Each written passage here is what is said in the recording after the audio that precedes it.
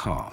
But what we had to do, of course, to get the design of it, and Nigel Phelps with Anton came out with pencil lines, and then I would draw it up, and he got a modeller in who made a little moquette, like a little clay model. Then Anton and Tim would come down looking, because it was an important thing for the film. They'll make it a bit longer here, do this, do that with it.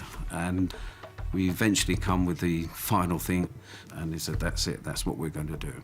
We both kind of went, yeah, you know, because it made us kind of laugh, because it was tough, but it was kind of perverse. It had a weird quality to it that I can't quite put my finger on, but it still had the bat kind of motif to it, but something else, just an aggressive thing. The first thing, most important thing, is to come up with a design that works from the outside. Then you can deal with the practicalities of, like, you know, how to get into it, you know, what's driving it, you know, how to get flames out of it. All of those things, they're a logical part of the process. We had to have it sculptured out in polystyrene to get the shape. You know, when it's first sculpted, I mean, you're seeing this big white blob of polystyrene. It's like, oh, it looks pretty good. Tim Burton looked at me and he said, great, where's the door? And the whole thing was made without a door. It was just in polystyrene. And I said, well, that's a good point. It's only when you've got the form working and the shape working that you realise that, well, it's going to have to be either the cab is going to have to hinge up or slide forward. I had been in a Harrier jump jet, and that's how the idea of the hood slid forward. That was the way that they got out. The detail of the window was derived from, like, a gun emplacement, and there was, like, these little slitty windows, a pair of slitty windows, like, Have it completely done in fiberglass. A specified paint job was done on it, which took 10 days probably.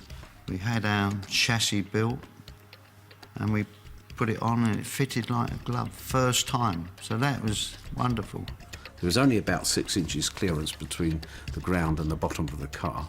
One of the, you know, psychological things with it was that John put in, I think it was like a Chevy Impala engine, so it sounded great, you know. We took it from there to the test track. We got 90.5 out of it before it started to shake. You know, you have paparazzi everywhere, but I mean, you have people trying to take photographs of the Batmobile for the first time. You didn't have the internet, you know, with all the sites now that post everything. You had the newspapers, so yeah, we had quite a bit of that. From the word go, it always looked really good, and there were some nice details that Terry found. I think, like, the petrol cap was from, like, a London bus. I was at home one day, and I was trying to think of the headlights. What could we do? And my wife had a Honda Civic, and I see this. I thought, oh, I could use those. I put them upside down. That'll work. One comment that Tim made about that was, they were too white, can you get the yellow ones? So all I did was just paint them yellow. And that's exactly what we used. Anton was saying that, you know, the big exhaust pipe, which I was thinking about because of the afterburners on jets. So I suggested that thing. And then we had the rear lights. He said, well, everything's round, a round exhaust pipe, so we should have some round back lights, you see. So instead of having them made, which is far too expensive, I was thinking we'd just get some that's already off a car. The Ferrari had round ones. So I contacted Ferrari and we got the round ones, and the round ones stuck them on the end. Then we had to incorporate the gadgets. So we had 2 Browning machine guns either side.